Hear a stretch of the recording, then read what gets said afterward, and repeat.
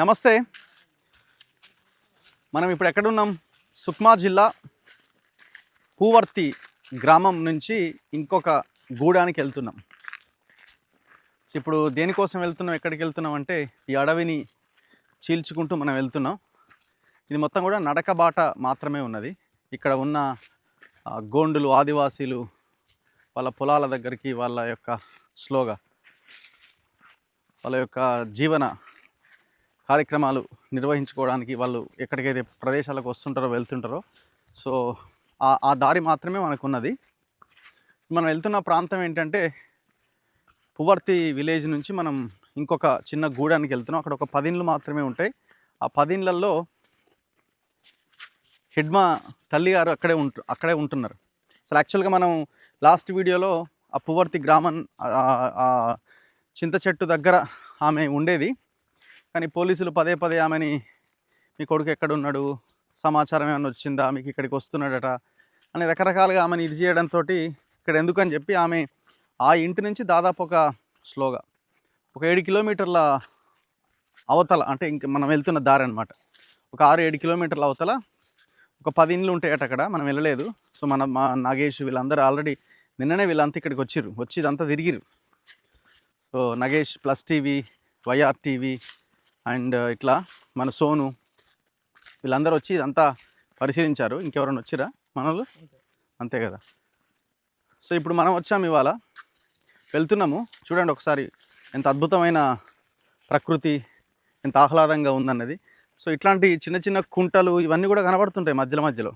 ఇదంతా కూడా ఒకప్పుడు మావోయిస్టులకి, నక్సలైట్లకి పెట్టని కోట అనమాట. పోలీసులు అడుగుపెట్టిన సందర్భమే లేదు. ఎటొచ్చి అంతా 2015 తర్వాత, సో ఆ తర్వాతి కాలంలోనే పోలీసులు ఎంటర్ అవ్వడం జరిగింది. సో వీళ్ళు అంతా చెల్లా చెదరైపోయిన పరిస్థితి. ఇప్పుడు ఆపరేషన్ కగారుతోనైతే మరింత బీభత్సం. ఈ ఆపరేషన్ కగారు తర్వాత ఇక పెద్దగా ఇక్కడ మావోయిస్టుల ఇది కూడా లేకుండా పోయింది. పెద్దగా కనబడట్లేదు. ఇక్కడ జనాలు అంటున్నారు, ఇంతకుముందు ఇక్కడ అన్నలు నడుచుకుంటూ పోయేది, ఇప్పుడు మీలాంటి వాళ్ళని మేము చూడాల్సి వస్తుంది అని. చూడండి, ఒక దట్టమైన అడవి లాంటి ప్రాంతం నుంచి మనం వెళ్తూ ఉన్నాం. అవన్నీ కూడా కర్రెగుట్టల ప్రాంతం, దీనికి ఆనుకొని ఉన్న ఏరియాని. ఇదంతా కూడా సుక్మా జిల్లాకు వస్తుంది. 5th షెడ్యూల్లో ఈ జిల్లా మొత్తం ఉన్నది. 5th షెడ్యూల్లో ఈ అటవీ సంపద మొత్తం ఆదివాసీలదే అనమాట. 5th షెడ్యూల్లో ఉన్న మన తెలంగాణకు సంబంధించినవి కూడా కొన్ని జిల్లాలు ఉన్నాయి, కానీ పార్షల్గా ఉన్నాయి. మహబూబ్ నగర్, వరంగల్ ఇట్లా కొన్ని జిల్లాలు. సో ఈ సుక్మా జిల్లా, ఛత్తీస్గఢ్ రాష్ట్రంలో ఉన్న సుక్మా జిల్లా మాత్రం పూర్తి స్థాయి జిల్లా మొత్తం కూడా 5th షెడ్యూల్లోనే ఉంటుంది. ఇంకా దాదాపు 7-8 జిల్లాలు 5th షెడ్యూల్లోనే ఉంటాయి, కొన్ని జిల్లాలు పార్షల్గా ఉంటాయి.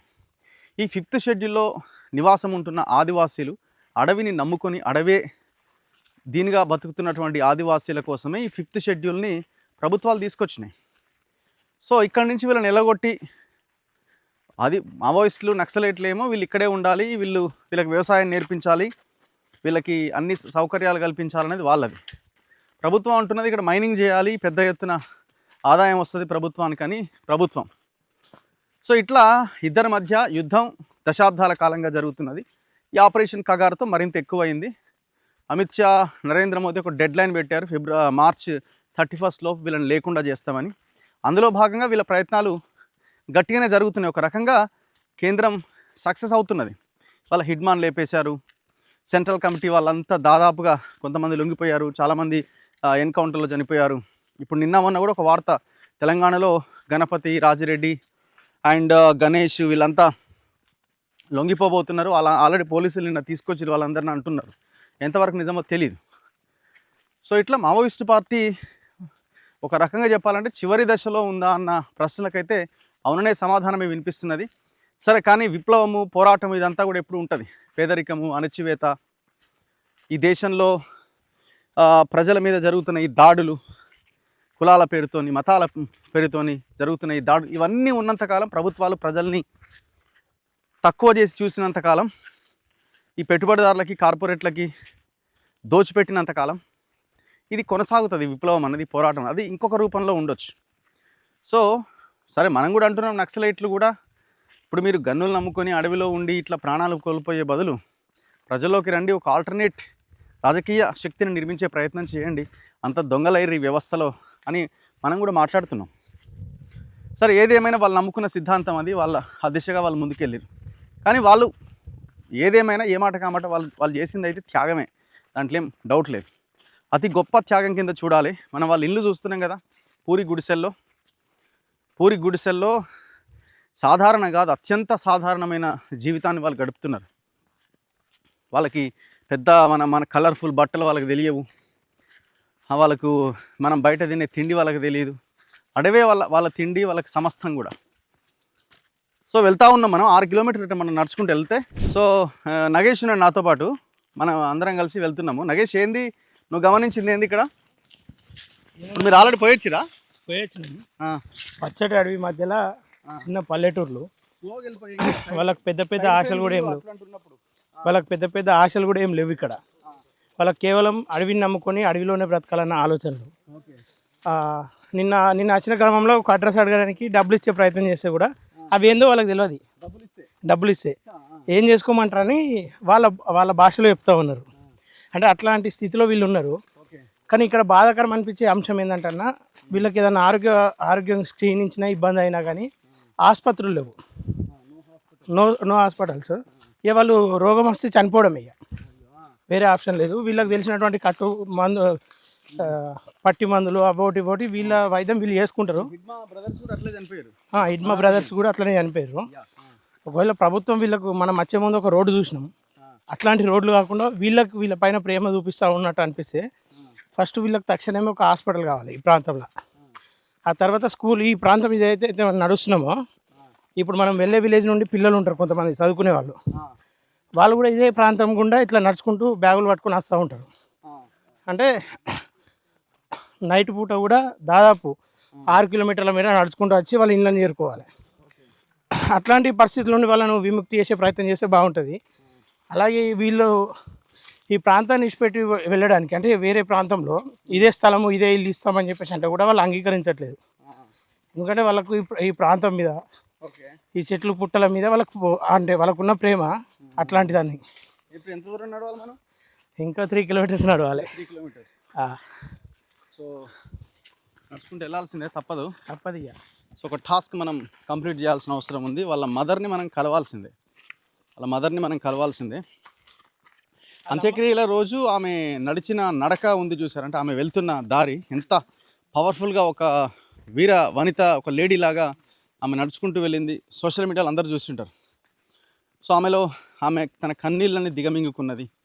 తను నమ్ముతున్నది, నా కొడుకు ఈ దేశం కోసం, ఈ ఆదివాసీల కోసం ప్రాణాలు వదిలిండు అని ఆమె నమ్ముతున్నది. సరే, ఇంకొక చర్చ ఉన్నది, పోలీసులని చంపిండు కదా ఆయన. ఇవన్నీ చర్చలు ఉన్నాయి. కానీ ఎవరి కోసం ఆ ఘటన జరిగితే అందులో పోలీసులు ప్రాణాలు కోల్పోయారు. వాళ్ళు కూడా అమాయకులే పాపం. పోలీసులు కూడా ఇరువైపులా దాడులు జరుగుతున్నాయి. 2 వైపులా జరుగుతున్న హింసని మనం ఖండించాల్సిందే. ఈ ప్రశ్న వాళ్ళని అడిగినప్పుడు వాళ్ళు చెప్పే సమాధానం ఏంటంటే అన్న, అడవిలో అంటే పోలీసుల మీదకి వీళ్ళు కావాల్సి వెళ్ళి దాడి చేసి వాళ్ళని చంపినటువంటి దాఖలాలు ఎక్కడ కూడా ఉన్నాయి. కేవలం వాళ్ళని చంపడానికి వచ్చినటువంటి పోలీసులు, లేదంటే కొంతమంది రాజకీయ నేతలను అడ్డుగా ఉన్నటువంటి పోలీసులను, కొన్ని సందర్భాల్లో మందుపాత్రలు, అంటే రాజకీయ నేతలు ప్రజలకు చేస్తున్నటువంటి అన్యాయాలపైన వాళ్ళని శిక్షించే క్రమంలో కొంతమంది చనిపోయారు. వాటికి వీళ్ళు కూడా సానుభూతి వ్యక్తం చేస్తూ ఉన్నారు. అంటే ఒక పని చేస్తున్నప్పుడు అందులో మంచి చెడు 2 ఉంటాయి అని చెప్పేసి వాళ్ళు క్లియర్గా సమాధానం చెప్తా ఉన్నారు. సో ఇట్లా మనం నడుచుకుంటూ వెళ్ళాలి. ఇంకొక 3 కిలోమీటర్లు ఉంది. సో చూడండి ఎంత అద్భుతంగా ఉంది అడవి, టోటల్ ఫారెస్టే. సో ఇట్లాంటి అడవిని లేకుండా చేస్తే మనకు గాలి ఎక్కడిది, అసలు బతికెక్కడిది, ప్రజలది, మనిషి బతికెక్కడిది? నువ్వు ఫస్ట్ పీల్చే గాలే కదా. తిండి లేకపోయినా నడుస్తుంది, కానీ గాలి లేకపోతే, తిండి లేకపోయినా నువ్వు 1 రోజు బతకగలవు, 2 రోజులు బతకగలవు, 4 రోజులు బతకగలవు. గాలి లేకపోతే, సో ఇట్లాంటి స్వచ్ఛమైన గాలి ఇక్కడ కనుక మైనింగ్ స్టార్ట్ చేస్తే కథమైపోతుంది. అందుకే అడవిని కాపాడుకోవాల్సిన బాధ్యత దేశ ప్రజలందరి మీద ఉన్నది. సో దానికి ప్రభుత్వాలు ఏం చేయాలంటే, మీరు మావోయిస్టులు లేకుండా ఉండాలని అనుకుంటున్నారు కదా, ఎస్, ఖచ్చితంగా మావోయిస్టులు లేని రాజ్యం నిర్మితం కావాలని మేము కూడా కోరుకుంటున్నాం. ఎప్పుడు నిర్మితం అవుతుంది అది? ఇట్లాంటి పర్యావరణాన్ని నాశనం చేసే వాళ్ళు లేకుండా ఉండాలి. ప్రకృతిని ప్రేమించే విధంగా ప్రభుత్వ పాలసీలు ఉండాలి. ఆదివాసీలు, మూలవాసులు, వాళ్ళకి ఎలాంటి ఇబ్బంది లేకుండా ఉండాలి. వాళ్ళ కనీస సౌకర్యాలు వాళ్ళకి కల్పించాలి. పేదరికం లేకుండా ఈ దేశంలో ఉండాలి. అణచివేత లేకుండా ఉండాలి. ఓవరాల్గా భారత రాజ్యాంగాన్ని పూర్తి స్థాయిలో అమలు చేయాలి. ఇది చేస్తే నీకు మావోయిస్ట్ ఎందుకుంటారు, జనాలే చాలు నాయన మీ అవసరాలు మాకు లేవని చెప్తారు. చలో ఇంకా ముందుకెళ్దాం. సో ఆ తల్లిని కలిసి మనం మాట్లాడదాం. వాళ్ళ గొండు భాష తప్ప తెలుగు రాదు, వేరే వాళ్ళతో మనం ట్రాన్స్లేట్ చేయించి మాట్లాడి వాళ్ళ అభిప్రాయం ఏంటో తెలుసుకునే ప్రయత్నం చేద్దాం.